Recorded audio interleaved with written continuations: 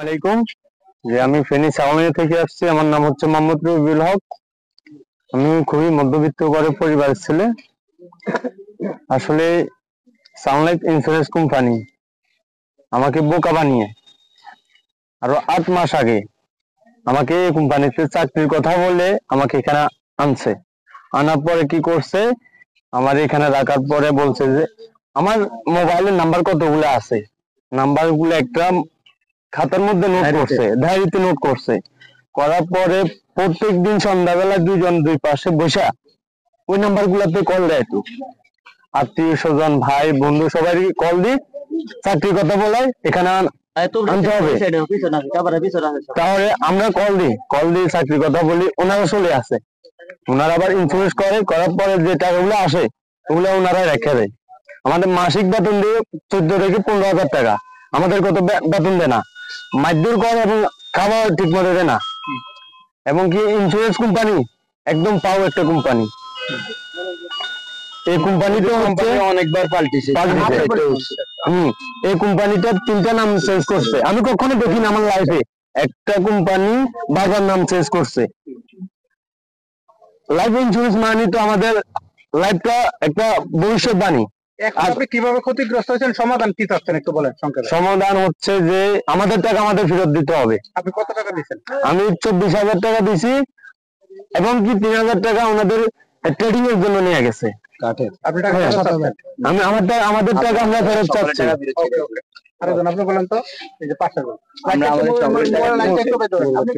কারো থেকে 24,000, কারো থেকে 35,000 টাকা করে নিচ্ছে। কারো থেকে 24,000, কারো থেকে 35,000 করে নিচ্ছে। এভাবে প্রতারক চক্র করি, সবার থেকে একটা মাইন্ড ওয়াশ করি, সবার থেকে এভাবে টাকা নিতেছে ওরা। হ্যাঁ, আমরা এখানে প্রায় আজকে আছি 100 জনের উপরে। আমরা সবাই আমাদের টাকা চাই, আমাদের দাবি এটাই।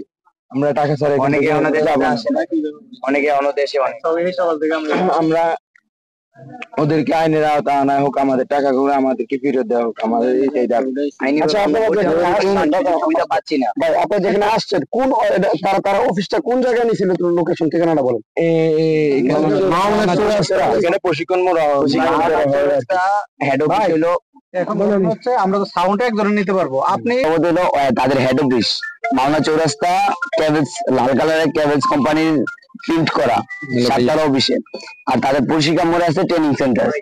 আর ট্রেনিং সেন্টার কিন্তু ওই জায়গায় যারা ট্রেনিং করে পিটি ম্যাকলিটন, রবিউল আলম, ইয়াসিন আরাফাত, তারপর যা জুম্মন, তারপর যা মহসিন কুমির, আর আছে যা এর নাম জানি কি, আর অনেকজন আছে, কাদের স্যার। তারা সবাই মানে মানুষের যেমন আমি একবারে মধ্যম, অর্থাৎ আমি না, আমাদের এই জায়গায় যত লোক আছে সবাই একবার নিম্ন ঘরের ছেলে।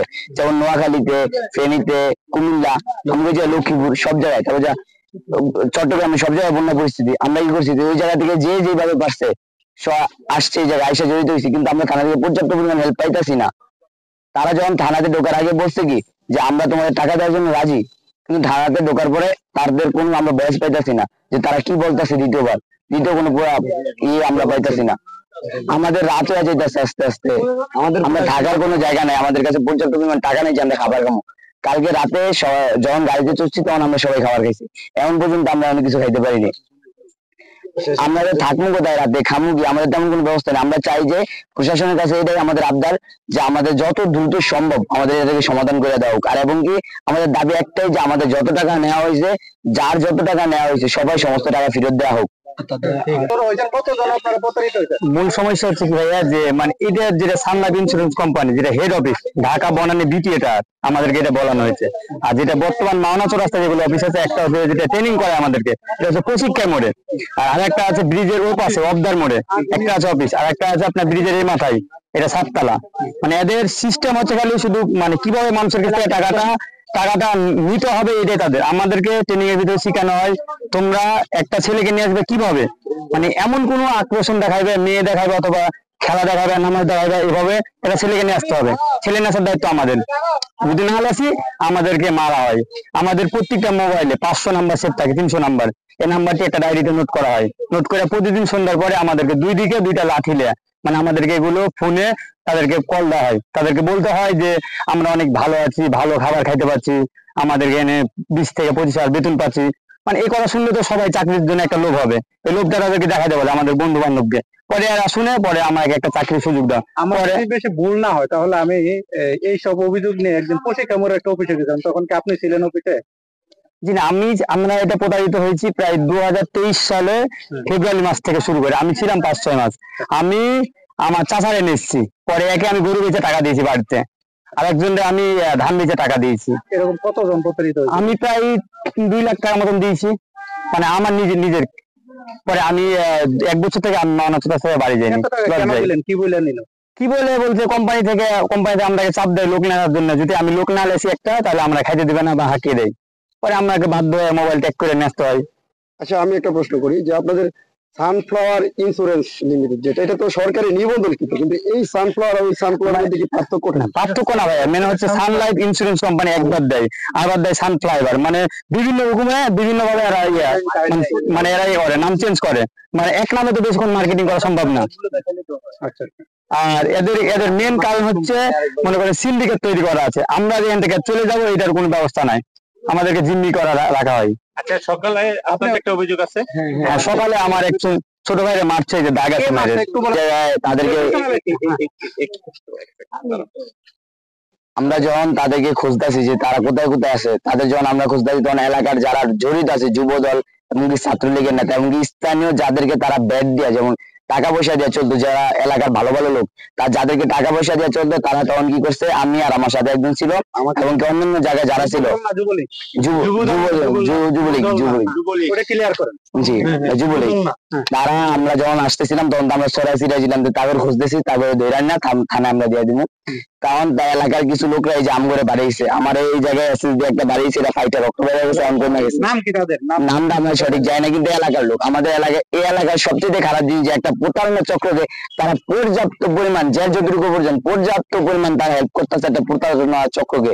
যেমন আমরা মানুষ, কিন্তু একজন মানুষ অন্যজন মানুষের হেল্প করতে পারতাছি না, একজন ভালো খারাপ মানুষ একজন ভালো মানুষের ক্ষতি করে জায়গা, আর এলাকার মানুষের তাদেরকে হেল্প করতেছে। আপনাদের ইয়াটা হচ্ছে যে এই এলাকার মানুষের আশ্রয়ে তারা প্রতারণা করছে। জি, এলাকার মানুষের আশ্রয়ে তারা প্রতারণা করছে।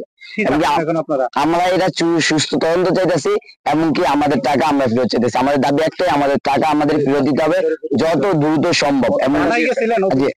জি থানায় গেছিলেন? জি, থানাতে আমরা দেয়া আছি সকাল থেকে। আমরা ওসি সাহেব তেমন একটা কিছু জানাই না, ওসি সাহেব বলতেছে যে ওরা কিছু লোক আসবো, এই জন্য আমাদের ওয়েট করতে বলছে। কত টাকা গেছে? আমার কাছে 24,500 টাকা, এমনকি ইল্লেগা নিছে ট্রেনিং এর জন্য নিছে 3,000 টাকা, এমনকি কারো কাছে 32,000, কারো টোটাল ভাই আমগো ভোলা জেলাতে আসছে, বিশেষ করে আমগো ভোলা জেলা আসতে আমরা আসছি 26 জনের মতো, মানে আমরা 26 জন আমগো ভোলা জেলাতে আমরা 3 জনের জায়গায় আসছি, এবং সবচেয়ে বেশি ইন্স্যুরেন্স করা হয়েছে নোয়াখালীতে, সবচেয়ে বেশি নোয়াখালীতে, কারণ আমি এই জায়গায় 3 মাস ছিলাম, সবচেয়ে বেশি নোয়াখালী। যেমন আমরা এই সপ্তাহে আজকে 100 জন লোক আসলাম, এই জায়গাতে আমরা 100 জন লোক আসলাম, এই 100 জন লোকে ই করলো যে আমরা চাই একজন করে লোক আনা হইলো, যেন আমরা সকালে যাইলে আমরা ট্রেনিং হয়, ব্রেন ওয়াশ করা এরা, যে এমন ইমোশনাল কথা কয় যেটা শুনলে আমার মা বাবা আমার জন্য এত কষ্ট করে, শুনলে পুরো কান্না চলে যায়, এমন ট্রেনিং করানো হয়। তারপর রাতে যখন আমরা বাসে আসি তখন তোমাদের কাজ একটাই, তারপর ডায়েরি আছে, ডায়েরিতে সবাই নাম্বার নোট করা হয়, এমনকি সবাই যে নাম্বার গুলা নিয়ে ফোন দেওয়ানো হয় যে ফোন দাও, আমাদের বলছি যে ভালো ভালো খাবার দিব, আমাদের এমন সবসময় ডাল আলুর ভর্তা এগুলো খাইতো, মাঝে মধ্যে মাছ। আচ্ছা, এই যে আপনাদের নাম কি? আমার নাম মোহাম্মদ জাহিদুল ইসলাম। আমার বাড়ি নোয়াখালী লক্ষ্মীপুর। আমার একটা ক্লোজ ফ্রেন্ড ছিল নোয়াখালী লক্ষ্মীপুর। আচ্ছা, আমার একটা ক্লোজ ফ্রেন্ড ছিল, নাম হলো ফাহাদ নাকি, এদের এখানে যে কোনো চক্রান্তে একটা চাকরি নেওয়ার পরে ফাহাদরে যেভাবে আটকায়, আমাদের ফোন করছে যে এখানে একটা চাকরি আছে, যে রাষ্ট্রীয় প্রতিষ্ঠান, সরকারি চাকরি, তো তুই চাকরিটা কি করার জন্য ইচ্ছুক আছিস? আমি যেহেতু ভাবলাম সরকারি চাকরি, আমিও বেকার, বাট আমিও সংসার একটা বড় ছেলে, আমার বোন দিয়ে দিছি, এখন বেকারত্ব, অনেক টাকা পয়সা দিন, তা আমি আমার বাবাকে বলছি যে এটা পরিবারের অনুমতি লাগে, তো আমি বাবা মারে বলছি বাবা মারে বলছে যে এটা রাষ্ট্রীয় প্রতিষ্ঠান, এখানে চাকরি পাবে, চাকরি পাইলে 15,000 টাকা বেতন, এখানে থাকা খাওয়া ফ্রি আছে, এখানে খেলাধুলার ব্যবস্থা আছে। তো বড় ভাইয়াকে বলছে, বড় ভাইয়া বলছে যে ঠিক আছে। তখন আমার আব্বু একটা গরু বিক্রি করছে, একটা গরু বিক্রি করার কিছু টাকা ছিল ঘরে, আরো কিছু আমার 30,000 টাকা নিয়ে পাঠাইছে। পাঠানোর পরে আমি এখানে আসছি, আমার কিছু বলে না, রাতে রাখার পরে 7 তলায় একটা বিল্ডিং এ নিচে নেওয়ার পরে আমার জিজ্ঞেস করছে যে, আমার একটা প্রশ্ন জিজ্ঞেস করছে, যেটা পঞ্চম শ্রেণীর ছেলেরা পারে, এটা জিজ্ঞেস করছে, করার পরে আমি এটার আনসার দেওয়ার পরে বলছে যে তোমার ইন্টারভিউ শেষ, 30,000 টাকা 35,000 টাকা লাগবে। আমি বলছি স্যার আমি তো 30,000 টাকা আনছি, বলছে যে 5,000 টাকা আনো। তো আমার আব্বু আবার 5,000 টাকা পাঠাইছে। পাঠানোর পরে ওরা এবার আমার বাসায় পাঠাই দিছে, বলছে এক সপ্তাহ পরে তোমার আবার ট্রেনিং আছে। এক সপ্তাহ পরে আসি, দেখি ট্রেনিং কি আমাদেরকে একটা জায়গায় নেয়, নি কিছু বুঝে কোনো কিছু বুঝায়, মাথার ভিতরে অন্য কিছু বুঝাই দেয়, দেখাই দিয়ে এবার আমাদেরকে মানে বাজুং কিছু বুঝে বাসায় নেয়। রাত্রে খাওয়া কি শাকভাজি আর কি অনেক তোমার নাও খাই থাকতে হয়, এমন অবস্থা আমার দিন গেছে। তখন আমি চাকরির কথা বলছি, হ্যাঁ আমাদের বলছে যে চাকরি 15,000 টাকা বেতন। তখন আমি জানতে পারছি যে এখানে কোনো বেতন নাই, এখানে যদি খাটতে পারি মানে একটা ছেলেকে আমি একটা মানে ওরে যদি আনি দিতে পারি, নাহলে আমার এখানে রাখবে না। তো আমি বলছি স্যার এরকম হলে আমি চাকরিটা করবো না। তখন ওরা আমার কি করছে, প্রায় 2 দিন আমার অত্যাচার করছে, টয়লেটে পর্যন্ত আমার যাইতে দেখেন। দেখেন আফসার নামের একটা স্যার আছে, উনি আমারে কফি পর্যন্ত মারছে। আমি খুবই দাগ আছে, এই দেখেন আমার পিঠে খুবই দাগ আছে, উনি আমার দেখছেন আমার 2 দিন টস্টার করছে। এবং যেদিন দেশটা স্বাধীন হয়েছে ওদিন ওনারা আমার খালি পকেটে আমার বাইর করে দেওয়ার পরে আমি মাওনা থেকে বাড়ির যেতে অনেক কষ্ট হয়েছে, প্রায় 4-5 হাজার টাকা কষ্ট হয়েছে। এখন আমার বাড়ির যে অবস্থা, আমার আত্মহত্যা করার উপায় নেই, আমার এই টাকা ছাড়া আমার কোনো বাড়ির আমার ফ্যামিলি আমার অনেক প্রেশার দিতেছে। আজকে আসছি সকাল থেকে, আমরা অনেক কিছু করছি, প্রশাসন আমাদেরকে কোনো হেল্প করে না। আমরা ওদেরকে আমাদের মাধ্যমে তুলে সেনাবাহিনীর হাতে দিয়েছি, সেনাবাহিনী থানা হস্তান্তর করছে। এখন থানা হস্তান্তর করার পরে সকাল থেকে আমরা এই পর্যন্ত যত কিছু করে যাইতেছি, ওরা আমাদেরকে শুধু বলতেছে একটু ওয়েট করেন, একটু আসতেছে, উনি আসতেছে, অমুক আসতেছে, তমুক আসতেছে, আর ওনারা আমাদেরকে কিছু বলে। এই পর্যন্ত আমরা না খেয়ে আসি, এক ফুকটা পানি খাই না আমরা। কালকে রাত্রে থানা থেকে আমাদেরকে কোনো সর্বোপরি আপনাদের দাবিটা কি? আমাদের দাবি স্যার, আমরা গরিব ঘরের ছেলে পেলে আমাদের টাকাগুলো যেভাবে উদ্ধার করে দিতে পারে প্রশাসন, আমরা প্রশাসনের কাছে কৃতজ্ঞ থাকবো। আমাদের একটু প্রশাসনের হেল্প দরকার, হেল্প লাগবে। আর আপনাদের কাছে কার কার কি ডকুমেন্টস আছে একটু ইয়া করেন। আমি নোয়াখালী থেকে মাহমুদ বলছি। 8 মাসের মতো জব করছিলাম। আমি প্রায় 8 মাসের মধ্যে 7,000 টাকা বেতন পাইছি, আমাকে 7,000 টাকা দেওয়া হয়েছে। তো আমাকে এমনও স্বপ্ন দেখাইছিল যে আমার প্রতি মাসে ইনকাম হবে আমার 40 থেকে 50,000 টাকা, 1 লাখ টাকা, 1.5 লাখ টাকা। আমাদেরকে প্রতিনিয়ত আমাদেরকে মাইন্ড ওয়াশ করতো, ইভেন আমাদেরকে সব সময় ট্রেনিং নিয়ে যেত। ট্রেনিং একজন আমাদের পাশে দিত, আবার আমরা কি আরেকজনের সাথে কথা বলতেছি কিনা, বা আমরা তাদের সাথে কথা বলে তাদেরকে নেগেটিভ করতেছি কিনা, যদি এরকম কেউ থাকে যে পায়, তারা বাসায় পাঠিয়ে দেয়, বাসায় পাঠাই দেয়। ইভেন আমাকেও পাঠাই দেওয়া হয়েছিল। এমন সময় আমি কষ্ট করে না খেয়ে না ইয়ে করে এই প্রতিষ্ঠানের সাথে আমি লেগেছিলাম। তো আমার একটা মামা ছিল, তো আমি তার মাধ্যমে আসলাম যে আমাকে 14 থেকে 15,000 টাকা আমাকে বেতন দিবে। এই কারণে আমি আসলাম। আসার পরে আমাকে দেখতেছি যে আমি কিছুর সাথে কোনো মিলে পাইনি। আমি জমা দিছি 35,000 টাকা। ইভেন আমার সংগঠনের কাজ ছিল আমার প্রায় 55 জনের মতো, আমার সংগঠন মানে আমার আন্ডারে কাজ করতো। আপনারা হিসাব করেন যে আমি এই প্রতিষ্ঠানে 8 মাসের মতো ছিলাম। পরে আমাকে 8 মাস টর্চার করার পরে আমাকে বাসায় পাঠিয়ে দেওয়া হয়েছে। আচ্ছা, আমি কষ্ট পেয়ে আমি চলে গেছি, যাক আল্লাহ যা করে ভালোর জন্য করে। এই কারণে আমি চলে গেছি। চলে যাওয়ার পরে আমরা সবাই মিলে একটা গ্রুপ খোলা হয়েছিল। গ্রুপ খোলার পরে সবাই বড় ভাই, আমার জুনিয়র যারা ছিল, তারা মিলে আমরা সবাই মিলে একসাথে আমরা একাত্মবদ্ধ হয়ে আমরা এই মাওনা শহরে আসার জন্য প্রস্তুত হই। ইভেন আমাদের নোয়াখালী শহর, ফেনী শহর, লক্ষ্মীপুর শহর, কুমিল্লা শহর, কিন্তু আমরা পানির তলে ধরতে গেলে আমরা ডুবে আছি। ওখান থেকে আমরা কিভাবে আসছি বা কিভাবে আসতে পারছি সেটা আল্লাহ একমাত্র জানে, আমরা জানি না। তো আমরা সেক্ষেত্রে আমরা একটা আবেদন করব যে আমাদের টাকাগুলো যেন দৃষ্টভাবে আমাদেরকে ফেরত দেওয়া হয়। ওকে ওকে।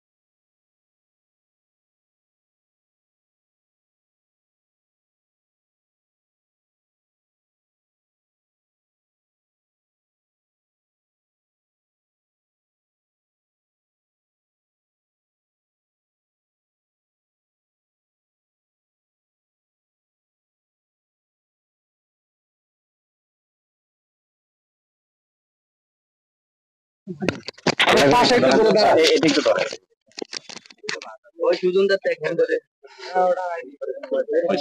আপনার একটু পাশে নিয়ে দাঁড়ান দাঁড়ান। বলেন তো ভাই কি কাহিনীটা একটু বলেন। আসসালামু আলাইকুম, আমি মোহাম্মদ শামীম, আমি লক্ষ্মীপুর থেকে আসছি। আজকে শুধু আমি না, আমার সাথে এখানে আরো অন্তত প্রায় 1 থেকে 150 পোলাপান এখানে আসছে। তাদের একটাই দাবি যে আমরা একটা প্রতারিত কোম্পানির সাথে মানে প্রতারিত হয়ে গেছে একটা কোম্পানির সাথে। ওইটা একটা মানে ভুয়া কোম্পানি। তাদের বর্তমান ওই কোম্পানির নাম হচ্ছে সানফ্লাওয়ার লাইফ ইন্স্যুরেন্স কোম্পানি, কিন্তু এর আগে তাদের ছিল মার্কেন্টাইল লাইফ ইন্স্যুরেন্স কোম্পানি। আপনারা দেখে থাকবেন এখানে সান লাইফ ইন্স্যুরেন্স কোম্পানি, কিন্তু কারো কারো আছে আবার মার্কেন্টাইল আছে, কারো কারো আছে আমার কাছে ব্যাগে আছে, দেখাবো ইনশাল্লাহ। তবে কথা হচ্ছে কি, এরা একটা